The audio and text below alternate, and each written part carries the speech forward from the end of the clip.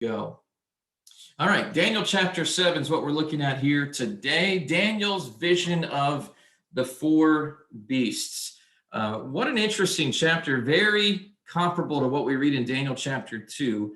And let's just jump right into the text. This is one of the first questions that in our handouts, you can find these on our website. You can find them in the lobby of the church building on Sundays if you are there and while you are there. But we start with this idea. The book of Daniel, just kind of putting us into a context here, the book of Daniel can largely be divided into two parts. And as you look at the chart below, it's going to help you, I believe, consider where we've been in our study so far and where we are going. So first of all, Daniel chapters 1 through 6 is generally viewed as historical.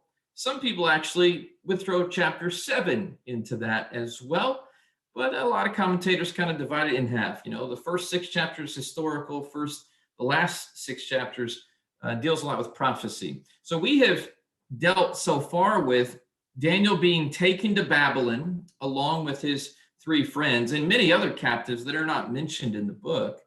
But in Daniel chapter 1, he's taken to Babylon. He's trained by Nebuchadnezzar and the Chaldeans.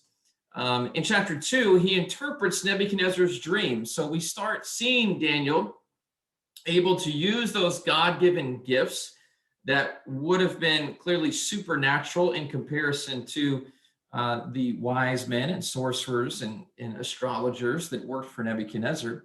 We see him being able to use those gifts so that he can be exalted in the kingdom. And so he can play a role with Nebuchadnezzar, but he also teaches us some things with the interpretation of that dream. That dream is about 4 world empires. And we studied about those 4 world empires when we studied chapter 2. The first empire, the head of gold, if you remember the dream, is Babylon. And then we have the chest and arms of silver, which are the Medo-Persians who come in next. And then we have the kingdom of Greece, and then the empire of Rome. And during the days of that 4th empire, there's going to be a kingdom established. And that's the interpretation of the dream in the dream itself in chapter 2. In chapter 3, we read about the idol that was set up and the fact that Daniel's 3 friends are thrown into the fiery furnace. It seems as though the Babylonians punished people with a furnace of fire. That was their form of capital punishment. The Medo-Persians' form of capital punishment is throwing people into the lion's den. Different nations have different ways. The Romans use crucifixion. We, perhaps in America, though we don't use capital punishment a whole lot, but perhaps sometimes injection of poison, sometimes the electric chair has been used. Different nations use different forms of capital punishment. And there is a form with the Babylonian Empire. There's a form with the Medo-Persians. Daniel interprets Nebuchadnezzar's 2nd dream in Daniel chapter 4. And that dream is about how Nebuchadnezzar, who has gotten prideful, is going to be humbled at some point, which occurs. And then in chapter 5, we read about the fall of Babylon, the handwriting on the wall. Babylon falls, the Medo-Persians take over. And in Daniel chapter 6, when Daniel gets thrown into that lion's den, it's because of a law that the Medes and Persians have made that prohibits prayer. And Daniel, of course, continues to pray. He is delivered. And that is where we are right now. So we've studied a lot of history of Daniel and the Babylonian captives in chapters 1 through 6. And what we're going to be studying today, we're going to think about the 4 beasts that we read about in Daniel chapter 7. Chapter 8, we'll read about the ram and the goat. There's a 70 weeks prophecy, which might be one of the most difficult passages in the Bible, not just in Daniel, but in the Bible. In Daniel chapter 9, highly debated with premillennialists. There's an angelic conflict we read about in chapter 10 and then chapters 11 and 12. So that's where we are headed, basically focusing on the visions and the prophecy of Daniel. This is what McMurray says as he introduces the new section. He says, with this chapter, we leave the historical accounting of Daniel, and we now go into the visions of the prophet in the second half of the book. And interestingly enough, the first half of the book, written with a historical perspective, was written in Aramaic. Now, the language of the original, intended for the eyes and knowledge of God's people, it switches to Hebrew. I'm going to argue with McMurray on that because it actually doesn't happen in chapter 7. It doesn't switch to Hebrew until chapter 8. That's why some people break it up into Daniel 1 through 7 and Daniel 8 through 12. There's the Aramaic section and the Hebrew section in the original language. But the general point is true. All right, in Daniel 7, 1 through 3, here's what we read. So let's get into the text. Daniel 7, 1 through 3. In the first year of Belshazzar, king of Babylon. Now, hold on a second. I thought in the last chapter we were talking about Darius and we were talking about the Medes and Persians. How did we get back to the first year of Belshazzar, king of Babylon? Well, clearly, this is not written in chronological order. Okay, and that's just very simply what verse 1 would teach us. Daniel breaks it up into a historical section and then sort of a visions and prophetic section, not into a chronological order. Some of it is somewhat chronological, but we are going backwards here to what this takes place during the first year of Belshazzar. It says, Daniel saw a dream and visions in his mind as he lay on his bed. And then he wrote the dream down and told the following summary of it. So this is just a summary. It's not a detail by detail. I wish he would have given us more details in some spots, but just a summary. Daniel said, I was looking in my vision by night, and behold, the four winds of heaven were stirring up the great sea, and four great beasts were coming up from the sea, different from one another. Now, as we embark upon this section of prophecy, just want to remind you what a prophet is, and biblically, what some of the roles of the prophet were. A prophet comes from the Hebrew word nabi, which is the essential idea in the word is that of an authorized spokesman. Daniel is a prophet. He is prophesying, and he is an authorized spokesman of God. The Greek word for which is prophetes, which looks a lot like prophet, it's one who proclaims inspired utterances on behalf of God. So what Daniel is declaring is inspired. It is from God. That's something to keep in mind. This isn't just I had a dream and I think that this could have been from God. Daniel, when he speaks of these dreams, this is inspired prophecy. And if it's inspired prophecy, it will come to pass. When we think about prophets in the Bible, though, they didn't just foretell visions. They did other things. They offered prayers. In Ezekiel 3, a prophet was a watchman, and so he was to be on guard for the people of Israel. And so a prophet had other roles besides just foretelling the future as well when we look at Scripture. Just wanted to briefly touch on that before we move on. In Daniel 7, verse 1, as we already pointed out, this verse shows us that the book of Daniel is not written in completely chronological order. Just an important thing to note. And it's noted by a couple of different commentators. This is Wiersbe who says this, that King Nabonidus was monarch over the empire, that's the Babylonian Empire, but he made his son Belshazzar ruler over Babylon. We talked about this a while back, that Belshazzar was ruler over a section of the empire. And the first year of his reign was probably 553. That's BC. This means that the events described in chapters 7 and 8 preceded those described in chapters 5 and 6. So if we were going to put Daniel in chronological order, chapter 7 would actually fit in after chapter 4. Daniel was nearly 70 years old at the time these events occurred. When we studied last week in Daniel 6, Daniel was in his 80s, but Daniel's probably around 70 at the time this occurs. The vision explained in Daniel 7 parallels the vision that God gave to Nebuchadnezzar in chapter 2. Okay, so what we're going to study today is very similar to what we have studied in Daniel 2, but there is more information in Daniel 7 than in Daniel 2. All right, this book, especially when you get to the latter half, contains elements of apocalyptic literature. If you're interested in a really good little booklet about apocalyptic literature, I would suggest to you Mark Roberts. has a little booklet that he's written, and I believe it's titled Understanding Apocalyptic Literature. It's very easy to read. It's very well written, and it's going to kind of help you understand what the purpose and sometimes it's going to help you. Some ways we misunderstand apocalyptic literature as well, but it's a really short, easy. It's one of the best, easiest reads that I've had, and so find it online. You could probably order it from onestone.com or probably Truth or CEI bookstore or something like that. But it's a good little book. But in other apocalyptic texts, apocalyptic literature is often written, it's symbolic, okay? It's not to be taken literally. And so what we're going to read about these beasts, these aren't real lions and bears and leopards. These are just animals that represent something. That's the purpose of it.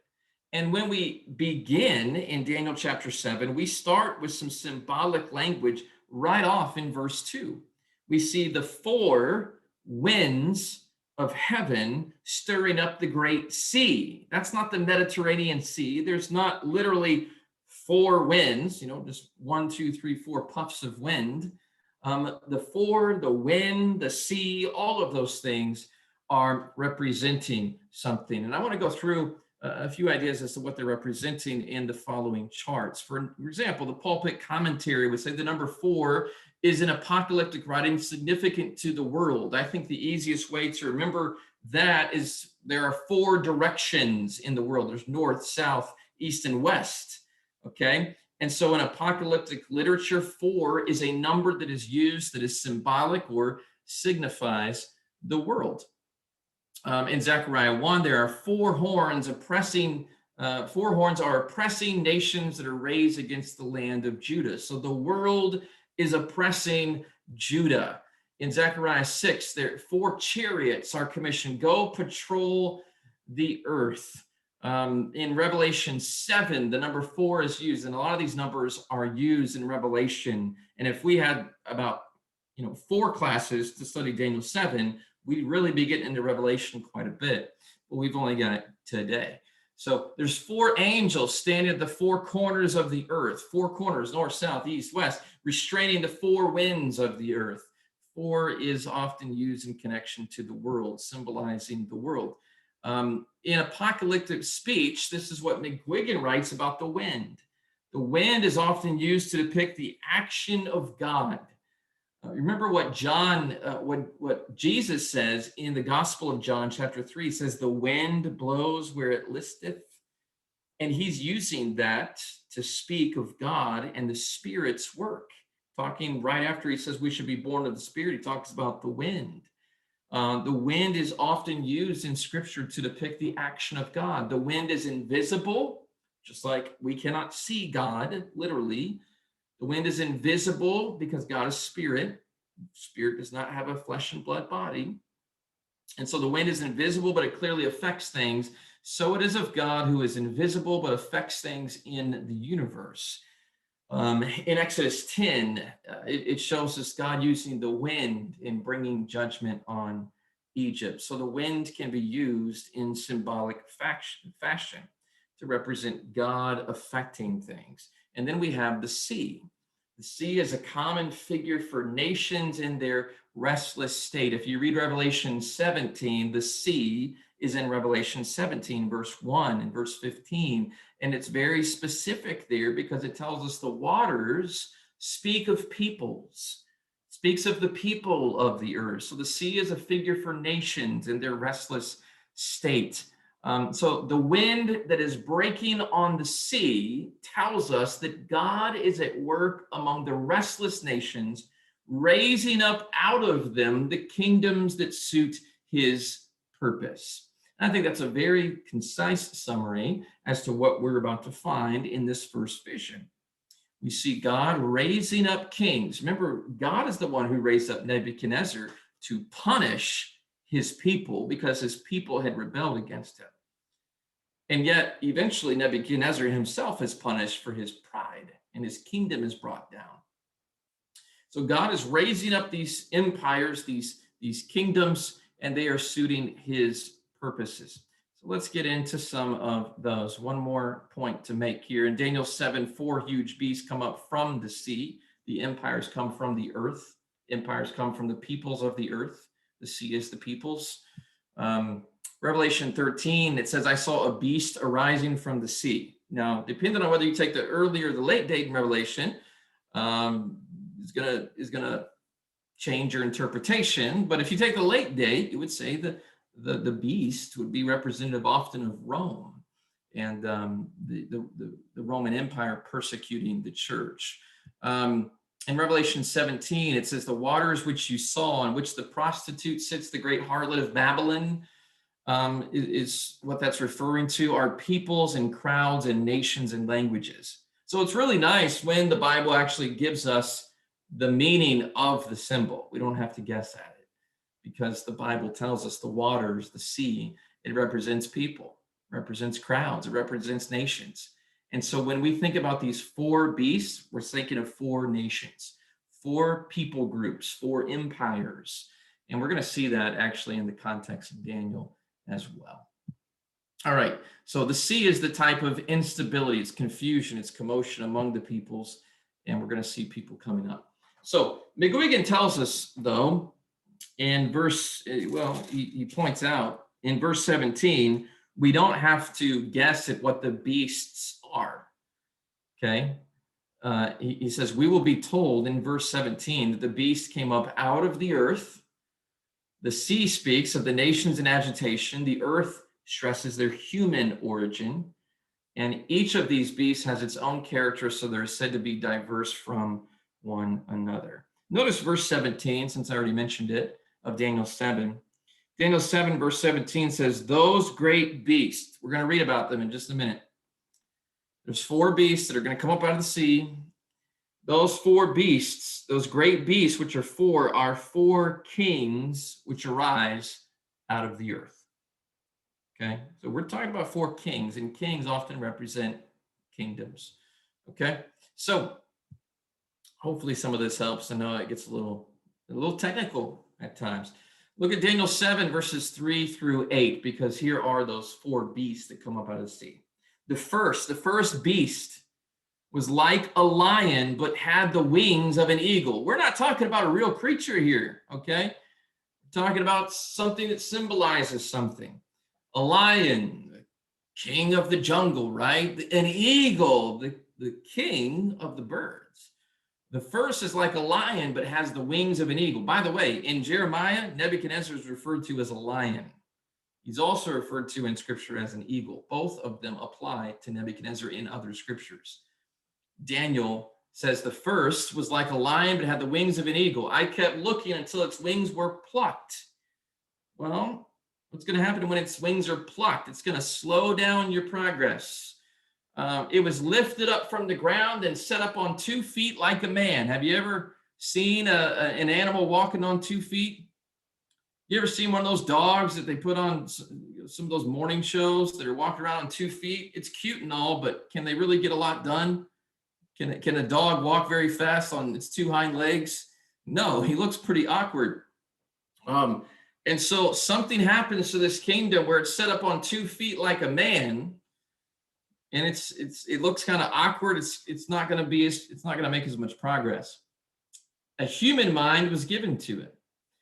Behold, another beast. Here's the second one, resembling a bear. Bear is also very powerful. It was raised up on one side. A lot of people apply this to Medo-Persia and say that the one side was the idea that the Persians were actually slightly stronger than the Medes.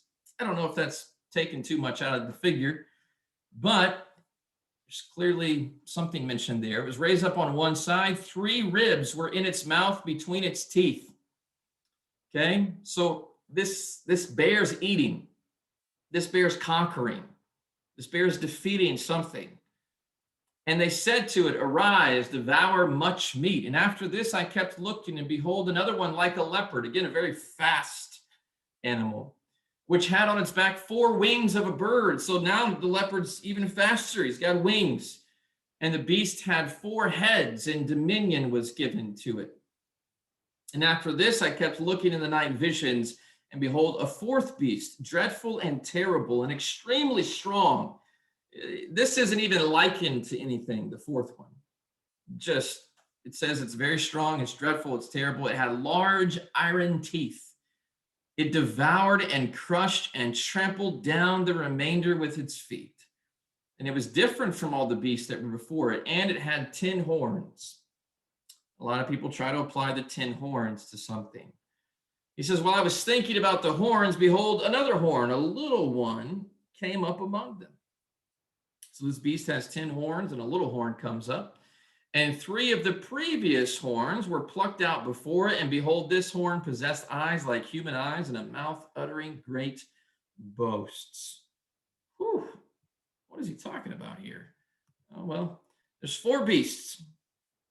And as you read the context as a whole, a few things that I want you to just see with the imagery. First of all, the dominion of each beast is not permanent. It is temporary. Notice every single one of them eventually seems to be, taken out of sight, and another one comes up in its place. And when we get to verses 12 through 14, we're going to notice something different. This is why it's important, because something is mentioned in verses 12 through 14. Look at it with me. We're going to read it in a minute. But as for the rest of the beasts, they had their dominion taken away. So there is your key text. These empires are not going to last forever. They're not going to dominate the world scene forever. Their dominion is going to be taken away, but their lives were prolonged for a season and a time. I would suggest to you that a couple of these nations, in a very small form, are still in existence today. We still have Rome today. We still have the nation of Greece today, but it's not dominating the world scene by any means. So they still are going to be prolonged, but notice for a season. But notice verse 13, I was watching in the night visions, and behold, one like the Son of Man coming with the clouds of heaven. He came to the Ancient of Days. So the Son of Man's coming to God, and they brought him near before him, and to him was given dominion and glory and a kingdom, that all peoples, nations, and languages should serve him. His dominion is an everlasting dominion which will not pass away, his kingdom the one which shall not be destroyed. The very key point that I want you to take from this before we really get into some of the nitty-gritty details is that these 4 world empires, as dominant as they were for a period of time, eventually are not going to dominate. They are going to be overtaken by other empires. But when the kingdom is given to the Son of Man, that is an everlasting kingdom. There is something clearly different about the kingdom of the Son of Man in comparison to these kings or these beasts that represent kings or kingdoms. And that's a very simple point that we want to take. Now, we do have these 4 beasts, and just want to quickly go through, based on some textual clues, the fact that these aren't to be understood literally. These aren't literal lions or bears or leopards. They're to be understood figuratively. And so let's think about who or what they are. So we've got the lion. The animal, it's like an animal and it's like a bird. So it's like a lion and it has eagle's wings. That's the beast. But the wings are torn off and it's given a human mind. Now, some people would suggest this is a reference specifically to Nebuchadnezzar. Remember what happens to him in Daniel chapter 4. He's punished for his pride. His kingdom is going well. He's actually patting himself on the back. He says, look at what I have built. And then there's a period in which Nebuchadnezzar is punished and seems to have gone insane, actually eats grass like with the oxen, and his nails grow out like bird's claws. And so a lot of people would apply this specifically to Nebuchadnezzar and Babylon. Whether you apply it to that scene or not, I believe clearly it's a reference to Babylon as we think about the lion. And most commentators would agree on that. Then you have the bear in verse 5. It's strong. Okay, a bear is strong. It's raised up on one side, so it's superior sided. And as I mentioned, some people would say that's the Persians were stronger than the Medes in the Medo-Persian Empire. It's smashing. There's 3 ribs in its mouth. There are actually some commentators that apply that to 3 specific nations that they had defeated. I don't see the Bible actually telling us that. And so I'm not going to say that. I do see, and I'll just kind of give you a quick preview in verse 5 of chapter 8. I think it was verse 5.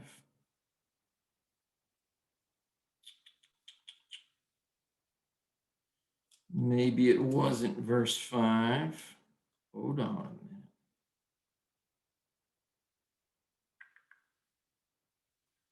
Whew.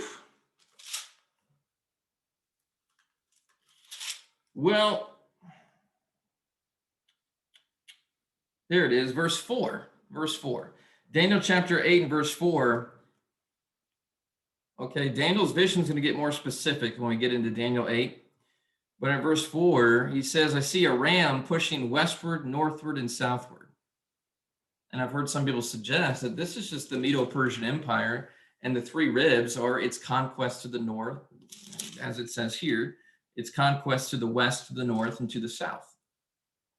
That could be the case, but it's smashing, it's conquering. Whatever is going on with the 3 ribs, it's conquering something, and it's stuffed. He says, devour, gorge yourself. And so a lot of people apply this to the Medo-Persian Empire. So the first beast is Babylon. The second beast, the bear, is the Medo-Persians. And then we have the leopard, the third beast, which is swift. It is soaring. It's got 4 wings of a bird on its back, so it is swiftly conquering. And it is split eventually. It has 4 heads. A lot of folks are going to say this is the Greek Empire. Why? Because Alexander, who interestingly enough isn't called the Great until after he was dead, he never got to hear that title. But the Romans applied that title to him. Alexander, in 12 years, conquered most of the known world. He actually wept because there were no more worlds left to conquer. And so he swiftly defeated many of the surrounding nations. The Greek Empire did that. But after he died very young, I believe age 32, 33. After he died, his kingdom was split into 4 parts. And so a lot of people would say the 4 heads represent those 4 parts that his kingdom was divided into after he died. And then we have the horned beast in Daniel verses 7 and 8. He's awesome. He's frightening and dreadful. He's aggressive. He's incredibly strong. He's atypical because he's different from all the beasts before. It can't even really describe this particular beast. He's arrogant too. He's got a mouth that spoke arrogantly, it says in verse 8. And a lot of people would say, well, that's a reference to the Roman Empire, who was very dreadful, who persecuted Christians, who many of their emperors became arrogant as well. And then we have the Ancient of Days in verses 9 through 12. And notice how he's symbolized. The Ancient of Days is spotless. He's white like snow. And some would say that symbolizes purity. We see that same type of description in Revelation. He is scorching. He's a flaming fire. I mean, we have Bible verses. Our God is a flaming fire. Our God is a devouring God. He's served thousands upon thousands. And he is a scrutinizer. He's a judge. The court is convened. And ultimately, God is going to be the one who makes the final judgment about all these nations and all these peoples. And he subjugates them. Their authority is removed when God says to remove it. So God ultimately has power here. So those are some of the, I think, pictures of Daniel chapter 7. Most commentators believe Daniel 2 and Daniel 7 are 2 different but similar versions of the same prophecy. So I want to put both of these prophecies side by side, and I want you to see some of the similarities between the 2. All right, take a look at the picture on your screen here, and we have the head of gold, which is the Babylonian Empire, and I believe the lion with the eagle's wings that get plucked off, that's also referring to the Babylonian Empire. The chest and arms of silver, we said, refers to the Medo-Persian Empire. Then the bear, which is raised up on one side, 3 ribs in its mouth, that's the Medo-Persian Empire. We have the Macedonian Empire, the Greek Empire, which is the torso and the legs of, what was that, bronze? Is that bronze? Yeah. And then we have the leopard, which represents the Macedonian Empire, swift. Alexander the Great swiftly conquered nations. And then you have the Roman Empire, which would be the legs and the feet that were made partly of iron, partly of clay. It's kind of interesting to me that the teeth were also said to be of iron, with this beast with the 10 horns. And so you see that that coming up, that material coming up again.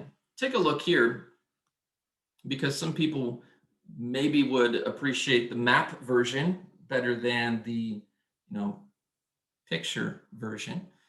But the Babylonian Empire, ruled by Nebuchadnezzar from 606 to 562 BC, reigns for a period of time. Eventually, the Medo-Persian Empire takes over, as we see with Darius the Mede, who also would have been ruling with Cyrus. Cyrus is actually mentioned in Scripture in several places, like Jeremiah and Ezra and Nehemiah. After the Medo-Persian Empire is reigning on the scene for a couple hundred years, the Macedonian Empire takes over, with Philip the Macedon laying the groundwork, Alexander the Great defeating many people. And then we see the defeat of Macedon in 148 BC, and the Roman Empire begins to take over, if you will. Perhaps the chart here with the specific dates and the timeline can help. Now, where are we when we get to the Roman Empire here in 0? Well, we've got the birth of Jesus. We have Jesus being born during the reign of some of the Caesars. We have Jesus setting up his kingdom, conquering Satan, overcoming death, his kingdom being established as his apostles preach him as king. And we see all that happening during the reign of the Roman Empire. So I believe that both of these pictures in Daniel 2 and Daniel 7 are really just ultimately looking ahead to when the kingdom of Jesus Christ would be established after this period of time where these 4 world empires have come and gone from power. Here's a few more quotes for you. Homer Haley says this. He says, although the 4 beasts which symbolize 4 great empires were diverse one from another, they did have 3 things in common. 1, each of them sought to conquer, control, and rule the world by military force. Nebuchadnezzar besieged Jerusalem. Medes and the Persians obviously came and attacked Babylon and then other places. Alexander the Great was also defeating people. The Romans were known for their military style. They were ruling by force. They were devouring the nations around them. They wanted to be world powers, and they were. Each was an idolatrous nation. All of them had idols that they worshiped, and they worshiped their pantheon of idol gods of their own creation. And each strongly opposed Jehovah God and his kingdom. Each was an enemy of God. All right. Well, let's take a look at verses 9 through 18. Let's read a little bit more text here. He says, I kept looking. This is after he's seen the 4 beasts. We've already read a couple of these verses. But I kept looking until thrones were set up, and the Ancient of Days took his seat. His garment was white as snow, the hair of his head like pure wool. His throne was ablaze with flames. Its wheels were burning fire. A river of fire was flowing and coming out from before him. Thousands upon thousands were serving him, and myriads upon myriads were standing before him. The court convened, and the books were opened. Then I kept looking because of the sound of the boastful words which the horn was speaking. That's the horn that came out of the head of the 4th beast. He says, I kept looking until the beast was killed, and its body was destroyed and given to the burning fire. So this empire, as strong and boastful as it was, there's this prophecy here that it's going to be defeated. As for the rest of the beasts, their dominion was taken away, but an extension of life was granted to them for an appointed period of time. He says, I kept looking in the night visions, and behold, with the clouds of heaven, one like a son of man was coming. And he came up to the Ancient of Days. So I believe that we have God, the Ancient of Days, then we have the Son of Man. Notice where the Son of Man comes from, the clouds of heaven. The beast came from the earth. The Son of Man comes from heaven, and he's coming to the Ancient of Days. He is presented before him, and to him was given dominion, honor, and a kingdom. We are studying Acts 1 right now. We're studying the book of Acts right now in our Sunday Bible class. In the book of Acts, Acts chapters 1 and 2 are very much about this scene. Acts chapter 1 talks about Jesus ascending where? To heaven. Who is he with in heaven? He is with God. Acts chapter 2 talks about how Jesus has died, buried, been resurrected, and he has ascended. And the apostles say, we're witnesses of that. And now that he's ascended, he has been exalted to Lord and Christ. In other words, he's been anointed. What has he been anointed to be? He has been given dominion, honor, and a kingdom by God. What Daniel is prophesying here is exactly what was being preached in Acts 1 and 2. And the reason why we need to know that he is ascended and he is now reigning as king is so that all the peoples, nations, and populations of all languages might serve him. That's what Peter's sermon is really all about. You killed the king of the world, and he is your Lord, and he is your Christ. And you should be serving him because his dominion is an everlasting dominion. Pontius Pilate's going to die. The Sanhedrin, they're all going to die. The Jewish nation is going to die out. But Jesus is going to be given a kingdom that lasts forever. It will not pass away. His kingdom will not be destroyed. You need to be a part of that kingdom. That's what Daniel is prophesying about. And that's what we're seeing fulfilled. And that's why Daniel and Acts work kind of hand in hand in our studies this year. As for me, Daniel, he says, my spirit was distressed within me, and the visions in my mind kept alarming me. I mean, imagine you have these dreams on your bed at night, and you see these very gruesome, cruel pictures of conquest and things of that nature. It says, I approached one of those who were standing by and began requesting of him the exact meaning of all this. So he told me and made known to me the interpretation of these things. Verse 17, we already read this. These great beasts, 4 in number, are 4 kings who will arise from the earth. They're earthly kings. But the saints of the highest one who comes from heaven, they will receive the kingdom and take possession of the kingdom forever for all ages to come. Now, we've got the Ancient of Days. And we've got this awesome picture of him, an awesome picture of purity, of power. We could talk about more things with him, but purity and power are the two that come to my mind. Notice that one like the Son of Man comes from the clouds of heaven. That's an important detail because it contrasts the Son of Man who comes from heaven to earth and then back to earth. Back to heaven. It contrasts him with the beast who come from the earth.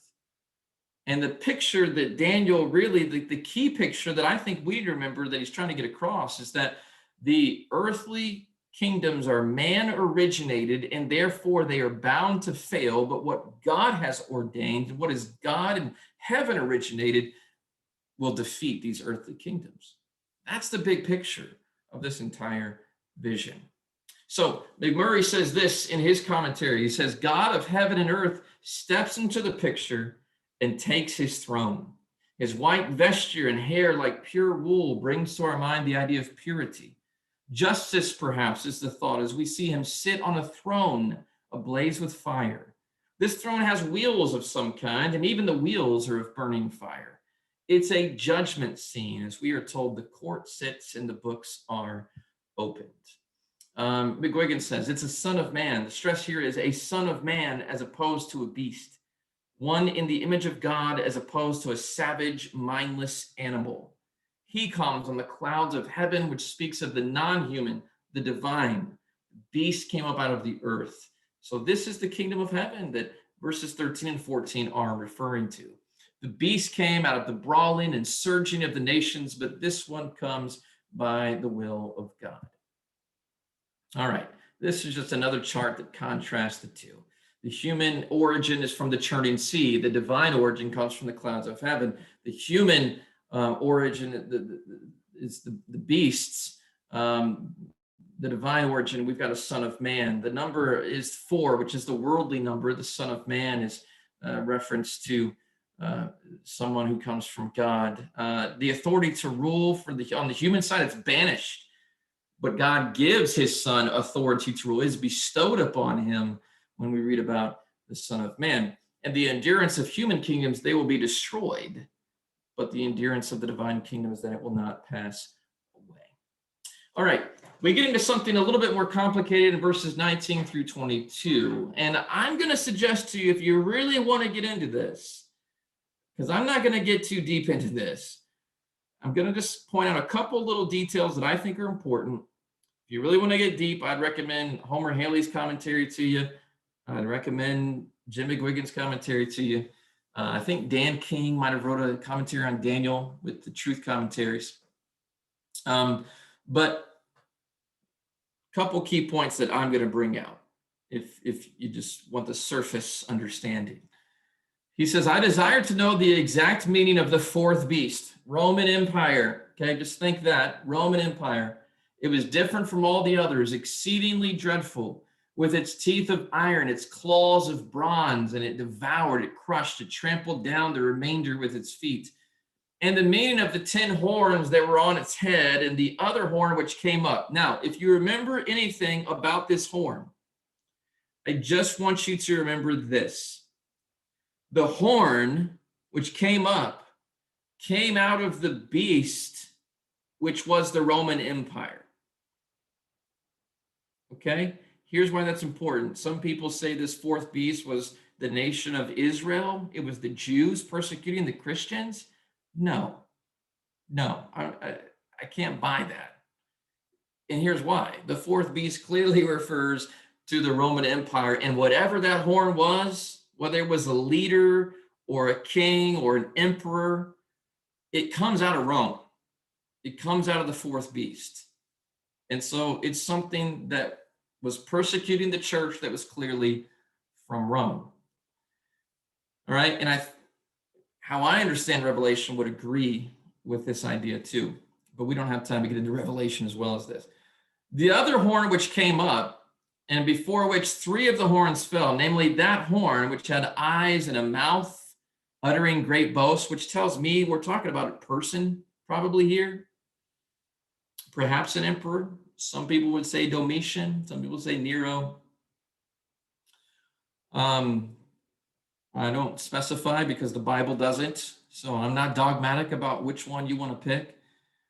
But I do think it's referring to a person that's boasting, and it was larger in appearance than its associates. We have a powerful emperor.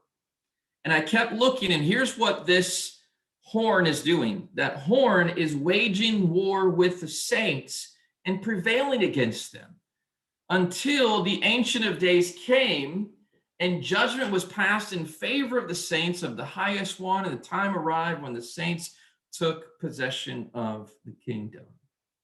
So there's a period of time, the big picture, there's a period of time where this horn is quite a menace to the saints who are serving the king of the kingdom.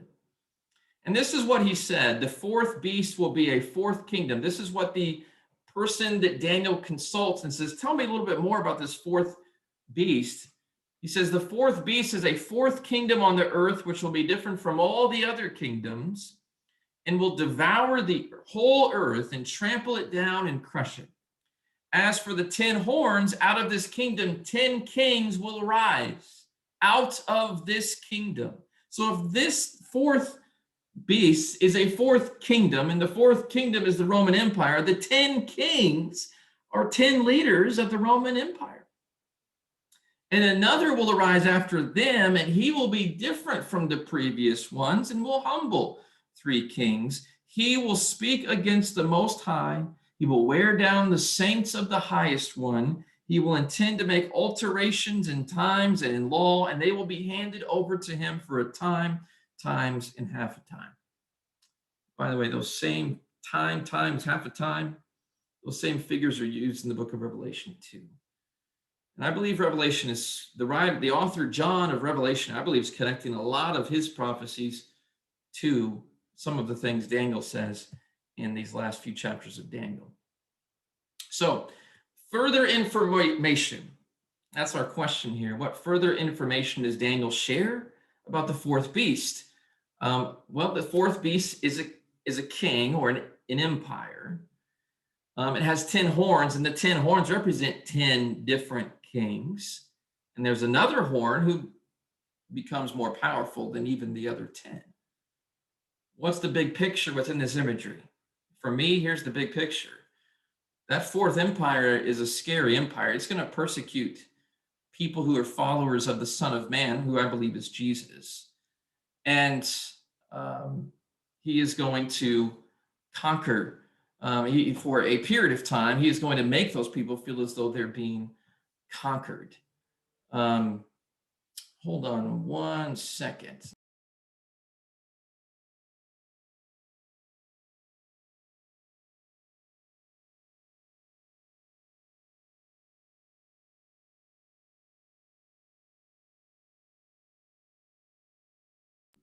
Sorry about that. I think I've got somebody at my front door, so I'm trying to get Sam down here to answer the door. How did this make Daniel feel? How did this make Daniel feel? Well, this made him feel scared, made him feel terrified. Look at verse 15. I was grieved in my spirit. I mean, if you had seen a vision where people are conquering God's people, it's a scary thing to consider. Verse 28. As for me, Daniel, my thoughts greatly troubled me. My countenance changed. All right. And I kept the matter in my heart, he says. Notice, I think I just read verse 28 to you. At this point, the revelation ended. As for me, Daniel, my thoughts were greatly alarming me, and my face became pale, but I kept the matter to myself. All right. This message ends in hope. I think I'm about out of time, so I'm kind of hurrying through these last couple of points. But this message ends in hope, and the hope is this. Hope is that as powerful as that horn or that fourth kingdom is, God's kingdom is going to consume it and destroy it, and God's kingdom is going to last forever. And that's what we need to remember. You know, even though we're living in a time where it feels like perhaps there are certain nations that are persecuting Christians, and whether that's America or whether that's other nations, if you live in the Middle East, you have to feel like if you're a Christian, you feel very alone. You feel very scared. You feel terrified. One of the things we need to remember when we are in Christ's kingdom is that we are in a kingdom where Christ, first of all, knows those who are his. God knows those who are his. God is going to judge those who persecute his people, and those who he's going to judge positively, those who are his people. And that should comfort us because it reminds us that the fifth world empire that defeats and is greater than all the other four is the kingdom of God.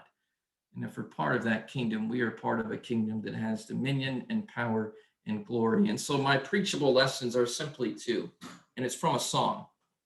The kingdoms of earth pass away one by one, but the kingdom of heaven remains. You know that song? Kingdoms of earth are going to fail, but the kingdom of heaven is going to remain. That's our lesson here for today. We're going to look at Daniel chapter 8. Daniel chapter 8 next week. All right, I'm going to open this up. I'm going to stop the recording, and I'm going to stop the sharing.